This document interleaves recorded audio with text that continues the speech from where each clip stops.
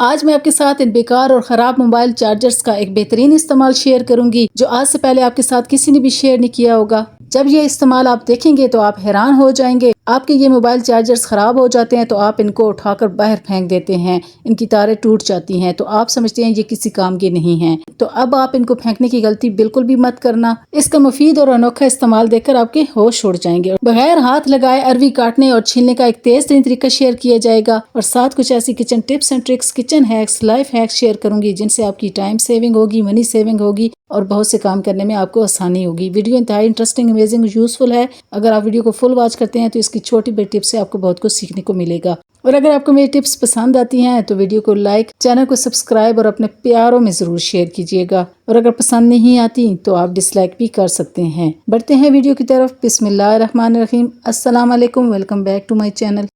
आज की पहली टिप बहुत ही यूज़फुल है और बहुत ही कमाल की है। जब भी आप सब्जियों को छीलते हैं तो इस तरह से बास्केट में आप कचरा डाल रहे होते हैं सब्जियों का, इससे आपको बहुत ज़्यादा नुकसान होता है। एक तो बास्केट भी गंदी हो जाती है और इसके होल्स में भी कचरा फंस जाता है जिससे इसको धोना मुश्किल हो जाता है। तो आपने ये काम करना है, जब भी सब्जी को छीलना है तो इस बास्केट पर आपने एक शापर चढ़ा देना है। इस तरह से जब आप शापर चढ़ाकर सब्जियों की छिलके इस बास्केट में गिराएंगे तो बास्केट के साथ वो छिलके नहीं टच होंगे, वो डायरेक्ट शापर में गिरेंगे इस तरह से। क्योंकि कुछ सब्जियां बहुत ज्यादा जूसी होती हैं और काटते वक्त उनका तमाम जूस बास्केट के साथ लग जाता है जिससे फिर इनको धोना बहुत ज्यादा मुश्किल हो जाता है, जैसे कि ये टमाटर होते हैं। अगर आप इस टिप को फॉलो करेंगे तो आपको बहुत ज्यादा आसानी होगी, जैसे कि भी आप वीडियो में देख रहे हैं। अब आप देख सकते हैं तमाम कचरा शापर में आ चुका है और एक ही बार उतारने पर इस तरह से शापर में चला जाएगा। इस तरीके से बास्केट गंदी होने से बच जाएगी और धोते वक्त आपको साबुन यूज नहीं करना पड़ेगा, जस्ट सिंपल पानी से आपने इसको वॉश कर लेना है। बहुत ही यूजफुल टिप है, इसको जरूर ट्राई कीजिएगा, आपको बहुत पसंद आएगी। अगर आपको मेरी ये टिप पसंद आई है तो वीडियो को लाइक जरूर कीजिएगा, चैनल पर न्यू है तो सब्सक्राइब भी कीजिएगा, साथ एक कमेंट भी जरूर कीजिएगा। मेरी नेक्स्ट टिप इस तरह के न्यू टी कप्स से रिलेटेड है। जब भी आप न्यू कप्स लेकर आते हैं तो एक मसला सभी को दरपेश होता है। होता क्या है कि ये कप्स जल्दी टूट जाते हैं, इनके हैंडल्स जल्दी टूट जाते हैं और इन कप्स में क्रैक्स आ जाते हैं। तो आज आपको एक ज़बरदस्त टिप बताऊंगी, जब आप ये टिप अपनाएंगे तो आपके कप्स लॉन्ग लास्टिंग हो जाएंगे, वो देर पर चल पाएंगे और जल्दी टूटेंगे नहीं, ना इनमें क्रैक्स आएंगे। तो करना आपको क्या है कि आपने एक बड़ा बर्तन ले लेना है, उसमें आपने खुला पानी डाल देना है। इसमें आपने 1 से 1.5 चम्मच भरकर नमक का डाल देना है और इस नमक को पानी में अच्छी तरह से हल कर लेना है। फिर इसके बाद आपने अपने कप्स को इसमें डिप करके छोड़ देना है। आपके कप्स अच्छी तरह से डिप होने चाहिए और ये अमल आपने रात के टाइम करना है। जिस तरह से मिट्टी के बर्तनों को पानी में डिप करके ओवरनाइट के लिए छोड़ दिया जाता है तो वो बहुत ज्यादा मजबूत हो जाते हैं और जल्दी फिर टूटते नहीं हैं। इसी तरह अगर आप इन कप्स को नमक मिले पानी में डिप करके ओवरनाइट के लिए छोड़ देंगे और सुबह फिर आपने इनको सिंपल पानी से वॉश कर लेना है और इसके बाद इस्तेमाल करना है, तो यकीन जाने ये कप्स आपके लॉन्ग लास्टिंग हो जाएंगे, बहुत अच्छी तरह से ये चलेंगे। इनमें ना तो जल्दी क्रैक्स आएंगे और ना इनके हैंडल्स जल्दी टूटेंगे। ये टिप बहुत ही जबरदस्त है और 100% वर्क करती है, जरूर ट्राई कीजिएगा। मेरी नेक्स्ट टिप अचार से रिलेटेड है। अचार खाना सभी को पसंद होता है और काफी लोग खुद घर पर बनाते हैं और कुछ लोग बाजार से बना हुआ लेकर आते हैं। बाजार का अचार बहुत ही नाकस और गैर मेयारी होता है और अनहेल्दी होता है। अगर आप घर पर अचार बनाते हैं लेकिन आपका अचार बहुत जल्दी खराब हो जाता है या वो ब्लैक हो जाता है तो आपने इन टिप्स को फॉलो करना है। तो इस तरह से आपका अचार सालों चलेगा, बिल्कुल भी खराब नहीं होगा और ना ही इसका कलर टेस्ट खराब होगा। तो करना आपको क्या है कि आपने जब भी अचार बनाना है, अगर आपका अचार इस तरह से डिप हुआ होगा यानी कि उसमें ऑयल ज्यादा नहीं होगा तो आपका अचार जल्दी खराब हो जाएगा। तो इसलिए आपने इसमें ज्यादा ऑयल डालना है जब ये अचार को बनाना है। और इसके साथ आपने इसमें स्टील का चम्मच यूज नहीं करना, आपने लकड़ी का चम्मच यूज करना है। अचार को आपने लकड़ी की चम्मच की मदद से रोजाना हिलाना है और आपका चम्मच ड्राई होना चाहिए, बिल्कुल भी गीला नहीं होना चाहिए। अचार को हिलाते वक्त या अचार निकालते वक्त अगर आप गीला चम्मच यूज करेंगे तो आपका अचार जल्दी खराब हो जाएगा। और अचार को रोजाना आपने एक बार जरूर धूप पे भी रखना है, 1 से 2 घंटे के लिए। धूप पर रखने से ये जल्दी पकता है और इस तरह से ये जल्दी खराब नहीं होता। नमक आपने अचार में ज्यादा डालना है, नमक ज्यादा डालने की वजह से अचार जल्दी खराब नहीं होता और जल्दी गलता भी है।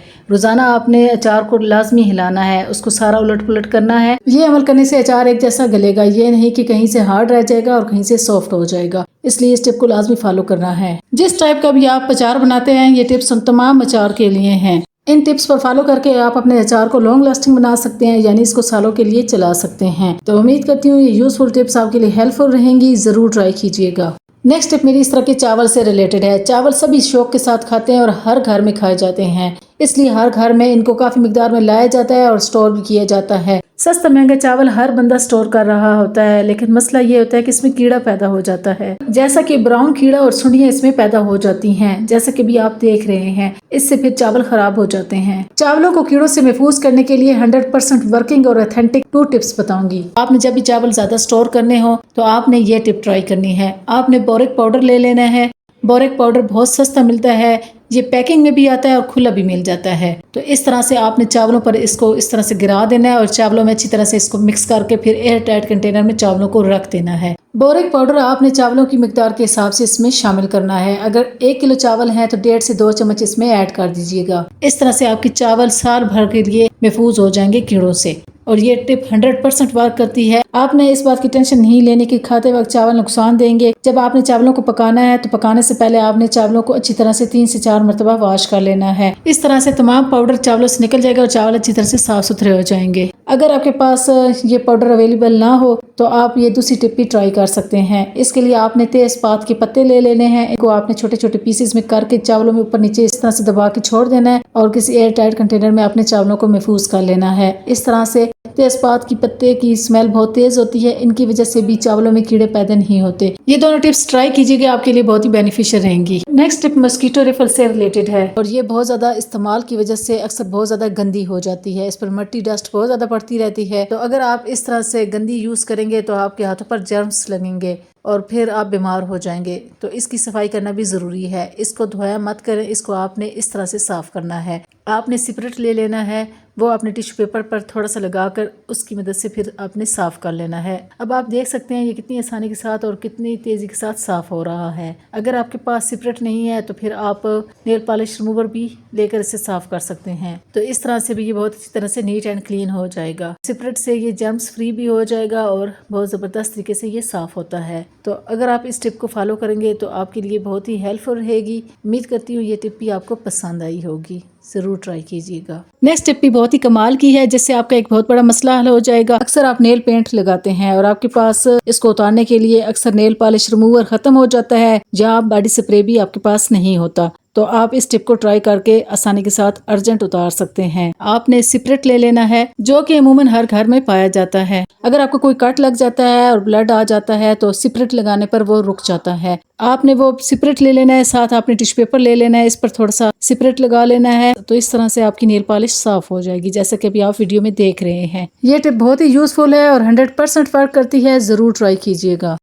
नेक्स्ट टिप में आपने एक देगची में पानी गर्म कर लेना है और इसमें आपने खड़े मसाले अपनी मर्जी के मुताबिक ऐड कर लेने हैं। ये एक बहुत ही यूजफुल टिप है उन तमाम लोगों के लिए जिनको चावल बॉयल करते वक्त ये मसला दरपेश आता है कि उनके चावल खिले हुए नहीं बनते और बहुत ज्यादा चिपके हुए बनते हैं, यानी वो हलवा बन जाते हैं। अगर आप इन टिप्स पर अमल करके चावल बॉयल करेंगे तो आपके चावल खिले हुए बनेंगे और एक एक दाना अलग होगा। तो करना आपको क्या है कि आपने चावलों को बॉयल करने से पहले हमेशा आधा घंटा भिगो के रखना है। आधा घंटा भिगोए हुए चावल हमेशा गर्म पानी में ऐड करने हैं, ठंडे पानी में ऐड नहीं करने। इसके बाद 1 चम्मच आपने कुकिंग ऑयल ऐड कर देना है और साथ 1 चम्मच आपने सिरका ऐड कर देना है, यानी व्हाइट विनेगर। व्हाइट विनेगर से चावल बहुत ज्यादा लाइट और व्हाइट ब्राइट बनते हैं और इनका कलर बहुत अच्छा आता है। अगर आपके पास सिरका नहीं है तो आप इसमें आधा कटा हुआ लीमू का जूस भी ऐड कर सकते हैं, ये भी सिरके की तरह ही काम करेगा। इन दोनों चीजों को लाजमी ऐड करना है। इनके ऐड करने से चावल आपस में चिपकते नहीं हैं और आपने मीडियम हाई आंच पर चावलों को बॉयल करना है। बहुत ज्यादा हाई फ्लेम पर भी बॉयल नहीं करना, ना ही लो फ्लेम पर बॉयल करना है।